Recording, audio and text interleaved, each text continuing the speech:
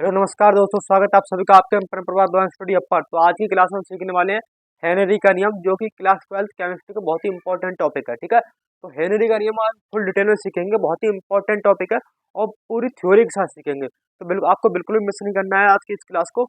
तो उससे पहले आप चैनल सब्सक्राइब कर दें और अपने दोस्तों के साथ इस वीडियो को ज़्यादा से ज़्यादा शेयर कर दें। देखिए क्या कह रहा है हेनरी का नियम। स्थिर ताप पर किसी गैस का दाब उसके द्रव में विलेयता के सीधा समानुपाती होता है।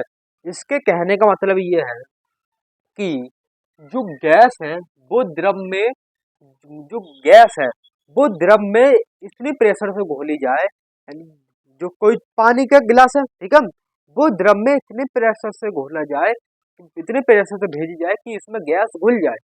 ठीक है, द्रव का दाब हम इतना बढ़ा दें, जो गैस का दाब हम इतना बढ़ा दें कि वो द्रव में आसानी से घुल जाए। इसका कहने का मतलब ये है, देखिए ये डायग्राम की मदद से सीखेंगे, रुक जाओ। क्योंकि ये कोई पात्र है, ठीक है, ये कोई पात्र है और इसमें कोई भरा है आपका जल। क्या भरा है आपका? ये जल भरा है, ठीक है, ये आपका भरा है जल। अब इसमें जैसे कोई गैस है CO2 ही ले लो, आप कितने ले लो, CO2 ले लो। अब इसमें इतने प्रेशर से भेजी जाए, द्रव में इतने प्रेशर से भेजी जाए कि ये द्रव गैस, जो गैस है वो द्रव में क्या हो जाए, घुल जाए। लेकिन जो इसका ताप है, स्थिर ताप पर जो ताप है द्रव का, वो नियतांक रहे, जो टेम्परेचर है, जो ताप है वो क्या रहे, नियतांक यानी स्थिर रहे। ठीक है, नियतांक रहे। ठीक, जो CO2 गैस है वो द्रव में इतने प्रेशर से भेजी जाए, द्रव में इतने प्रेशर से मतलब भेजी जाए कि जो CO2 गैस है वो आप द्रव में आसानी से घुल जाए। ठीक है, तो वो क्या कहलाएगी, आपका हेनरी का नियम कहलाएगी, लेकिन ताप उसका स्थिर रहने दें। ठीक है, यह प्रक्रिया हेनरी का नियम कहलाती है। ठीक है, इसी के आधार पर आपका जो है कोल्ड ड्रिंक बनाई जाती है, इसी के आधार पर बनाई जाती है, कोल्ड ड्रिंक्स बनाई जाती है। बात क्लियर? ठीक है, अब देखो, अब जैसे कोई गैस का दाब जो एम है, एम वो समानुपाती किसके होगा, पी के। एम का मतलब क्या होता है यहाँ पर, एम का जो मतलब है वो द्रव में घुली हुई क्या गैस की मात्रा है, गैस की मात्रा, द्रव में घुली हुई गैस की मात्रा, यानी घुली हुई गैस की मात्रा लिख लो आप। क्या लिख लो, हुई घुली हुई गैस की मात्रा, घुली हुई गैस की मात्रा। ठीक है, और जो पी है वो यहाँ पर है दाब, यानी वो दाब है, प्रेशर। ठीक है, एम समानुपाती किसके होगा, पी के होगा। बात क्लियर? अब यहाँ से समानुपाती का चिन्ह हटेगा तो एक नियतांक आएगा आपका KHP।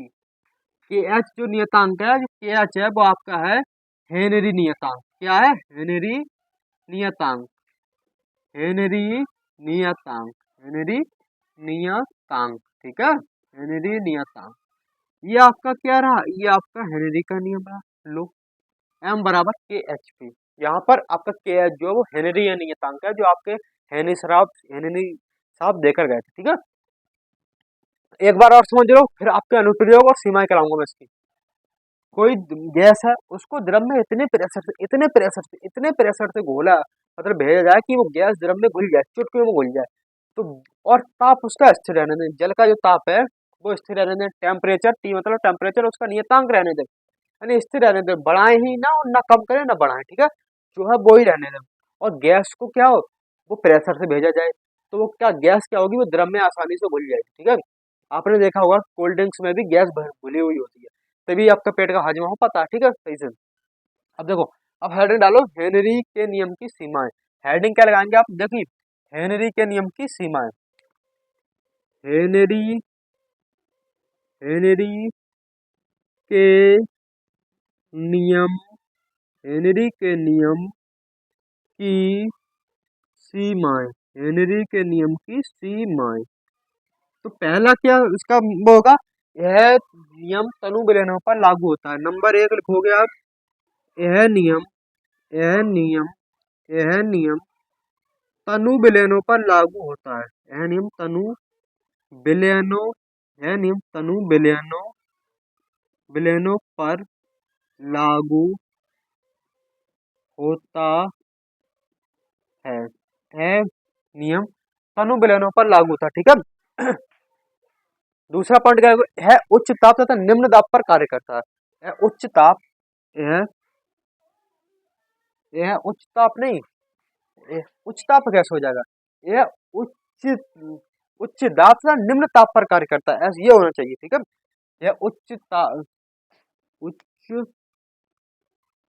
उच्च दाब तथा निम्न ताप तथा ताप निम्न ताप पर कार्य करता है, निम्न ताप पर कार्य करता है, ठीक है। यह उच्च दाब तथा निम्न दाब पर कार्य करता है। इसका दाब बढ़ाएंगे तभी तो होगा ना, ताप तो स्थिर रहने देंगे ना, ताप तो स्थिर है, ठीक है, ताप तो निम्न है। अब देखो तीसरा पॉइंट लिखोगे आप, यह उन गैसों पर कार्य करता है, उन गैसों पर लागू होता है जो विलायकों में आसानी से विलय हो जाती है, ठीक है, आसानी से विलय नहीं होती, ठीक है। यह उन गैसों यह उन गैसों पर लागू होता है जो जो विलायकों में जो विलायकों में आसानी से विलय नहीं होती हैं, आसानी से विलय यानी घुलती नहीं है, ठीक है, आसानी से विलय नहीं होती। विलय का मतलब होता है घुलना, जो आसानी से विलायकों में नहीं घुलती है वो यह उन गैसों पर लागू होता है, ठीक है।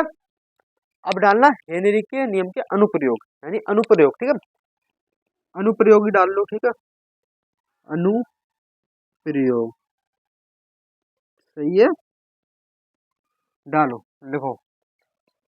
नियम की सीमा ये रही, हाँ यहाँ तक ये कार्य करेगा। अनुप्रयोग क्या है? शीतल पेय पदार्थों में, ठीक है, शीतल पेय पदार्थों में नंबर 1 लिखो आप, शीतल पेय पदार्थों में नंबर 1 अनुप्रयोग शीतल यानी ठंडे पीने वाले पदार्थों में, ठीक है, शीतल पेय पदार्थों में। नंबर दो बताओ आप। नंबर 2 आपका होगा गोताखोरों द्वारा, गोताखोर जो ऑक्सीजन ले जाते हैं जल के अंदर, वो ही हेनरी के नियम पर कार्य करता है, ठीक है, गोताखोरों द्वारा। क्या लिखोगे आप? गोताखोरों द्वारा, नंबर 3 क्या लिखोगे बताओ? नंबर 3 लिखोगे आप क्या? फेफड़ों की क्रियाविधि में, फेफड़ों की क्रियाविधि यही पर कार्य करती है, फेफड़ों की क्रियाविधि, फेफड़ों की क्रियाविधि में। ये रहा आपका हेनरी का नियम, बहुत ही इंपॉर्टेंट है, आपको 5 नंबर देखे जाता है और आपको सिर्फ इतना ही लिखना होता है, ठीक है, आप इतना डायग्राम बना दीजिएगा, इतना लिख दीजिएगा, आपको 5 नंबर पक्के हैं, बात क्लियर। तो ये रहा हेनरी का नियम, आपको अगर समझ में नहीं आया हो तो एक बार वीडियो को पॉज करके दोबारा देख लेना, ठीक है। अब मिलते हैं संदर्भ वीडियो के साथ, नमस्कार, धन्यवाद, सत श्री अकाल, जय हिंद।